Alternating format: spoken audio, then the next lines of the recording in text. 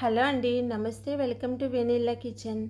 కొన్ని డ్రెస్సెస్కి లూజు బాగున్నా పొడవు బాగున్నా నెక్ అనేది చిన్నగా ఉండడం వల్ల పిల్లలు వేసుకోవడానికి ఇబ్బందిగా ఫీల్ అవుతారండి. చూడండి, ఇది కూడా అలాంటి డ్రెస్సే అన్నమాట. నేను ఈ డ్రెస్ స్టిచ్ చేసి 3 ఇయర్స్ అవుతుంది.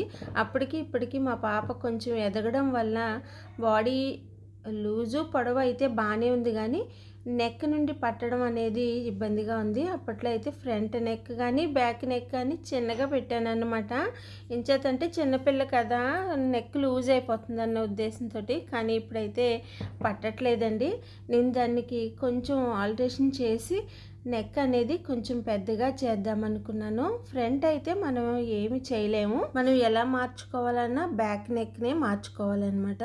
నేనైతే కొద్దిగా ఒక 3 హుక్స్ పట్టేంత గ్యాప్ అనేది ఇచ్చాను, అయినా కూడా ఇబ్బందిగానే ఉంది. నేను ఆ హుక్స్ పట్టి దగ్గర నుండి వీనెక్గా ఈ డ్రెస్ అనేది మారుద్దామనే ఉద్దేశంతో నేను ఇలా టేప్తో మెజర్మెంట్ చేసి స్ట్రైట్గా కట్ చేశాను. చూసారు కదా వీడియోలో నేను ఎలా చేసుకున్నాను. దీన్ని ఇప్పుడైతే వీనెక్ అనేది కొంచెం ట్రెండింగ్లో ఉంది కదా, బాగుంటుందన్న ఉద్దేశంతో నేను వీ షేప్ ఇచ్చాను అనమాట. రౌండ్ షేప్ ఇవ్వచ్చు, కానీ దానికంటే కూడా ఇది కొంచెం మోడల్గా ఉంటుందని ఇలా చేశాను. ఒక స్ట్రైట్ పీస్ తీసుకుని మనం నెక్ రౌండ్ తిప్పాను చూడండి, అక్కడి నుండి కూడా నేను ఈ నెక్ అనేది కట్ చేయడం జరిగింది.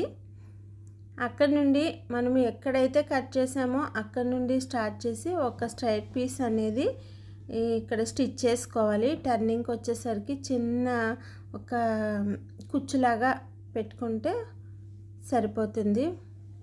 ఇలా వీ షేప్ ఇవ్వడం వలన నెక్ అనేది షోల్డర్ జారదండి. అదే రౌండ్ నెక్ కనుక పెట్టుంటే హుక్స్ పట్టీలకి కొద్దిగా గ్యాప్ ఇచ్చాను కదా, అందుకు పెద్దగానే రౌండ్ అనేది తిప్పాలి.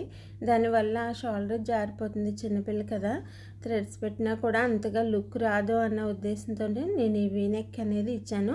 ఇలాగే డ్రెస్సెస్కి ఏదైనా నెక్ చిన్నగా ఉన్నప్పుడు ఇలా పెద్దగా చేసుకునే అవకాశం ఉంటుంది. అలాగే బ్లౌజులకు కూడా బ్యాక్ నెక్ చిన్నగా ఉన్నట్లయితే కొంచెం దాన్ని పెద్దగా చేసుకోవచ్చు. అది ఎలాగో నేను మరొక వీడియోలో మీతో షేర్ చేసుకుంటాను. వీడియోలో చూపిస్తున్న విధంగా కనుక స్టిచ్చింగ్ అనేది చేసుకున్నట్లయితే ఎవరికి వాళ్ళే మనం ఇంట్లోనే స్టిచ్చింగ్ అనేది చేసేసుకోవచ్చండి. ఒక షోల్డర్ జారుతుంది అన్న భయం ఉండదు, నెక్ రౌండ్ అనేది చెడిపోతుందేమో అన్న భయం కూడా ఉండదు. ఎంచేతంటే నేను షోల్డర్ దగ్గర కానీ అసలు ఏం టచ్ చేయలేదు. ఎక్కడైతే హుక్స్ పట్టి దగ్గర నుండి మాత్రమే నేను కట్ చేసుకున్నాను కదా, అక్కడ నుండే మనం స్టిచ్చింగ్ కూడా చేసుకోవచ్చు అనమాట. కొత్త వాళ్ళు బిగినర్స్ కూడా ఈజీగా చేసేసుకోవచ్చండి. ఈ మెథడ్లో కనుక మీరు ఫాలో అయినట్లయితే ఎంత చిన్న నెక్నైనా కూడా మనం కొంచెం బ్రాడ్గా తయారు చేసుకోవచ్చు.